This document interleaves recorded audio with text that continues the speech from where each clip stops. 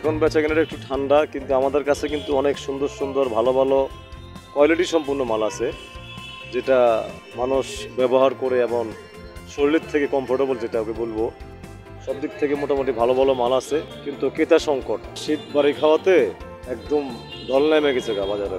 কারণ আগে আগে আমরা যে মালটা একদম ভালো মাল, যেটা যেটা আমরা 2500, 2500 টাকা, 3000 টাকা বেচতাম, এখন দেখা যাচ্ছে কাস্টমাররা ওই মালটা এখন দাম লাগছে মাত্র 800, 700, 600 এরকম।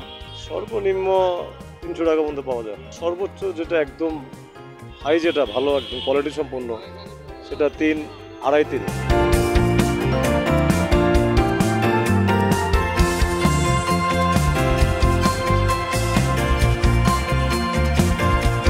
আমি মূলত আসছিলাম বাড়ি থেকে, কুমিল্লা থেকে আসছিলাম একটা কাজে। এখান দিয়ে যাইতেছিলাম, যাবার পথে দেখলাম যে ভালো লাগলো কালারগুলো, যার কারণে আমি নিয়ে নিলাম। জিনিস সমেতের দাম বলতে, ঢাকাতে তো আসলে সবগুলো পাইকারি মার্কেট, ওইখানে তো এর উৎপাদনটা এখানে, যার কারণে আপনার এই কেরিং খরচাটা তাদের কম। এই কারণে আপনার শহরের, ঢাকা শহরের, যার কারণে আপনার দামটা কম। যেমন বিভাগীয় শহরগুলোতে দাম অবশ্যই বেশি হবে। বেশি হওয়ার কারণটা হলো, কারণ ওখানে আপনার যাতায়াত খরচ আছে, কেরিং খরচ আছে, এই আছে। আর এগুলো তো ফুটপাতের দোকান, এগুলোতে অ্যাডভান্স কম, খরচ কম, যার কারণে তারা সীমিত লাভ করে।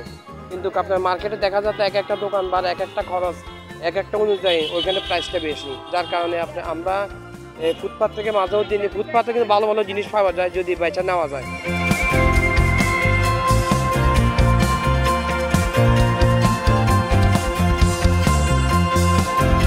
বেচাকেনি মোটামুটি ডিসেম্বরের পয়লা দিয়ে ভালোই ছিল, কিন্তু এখন একটু কমে আছে। কারণ হইলো ভাই ঠান্ডা নাই, শহরে ঠান্ডা নাই, ঠান্ডা আছে গ্রামে। আর আমরা বেশি তো শহরের মানুষের কাছে।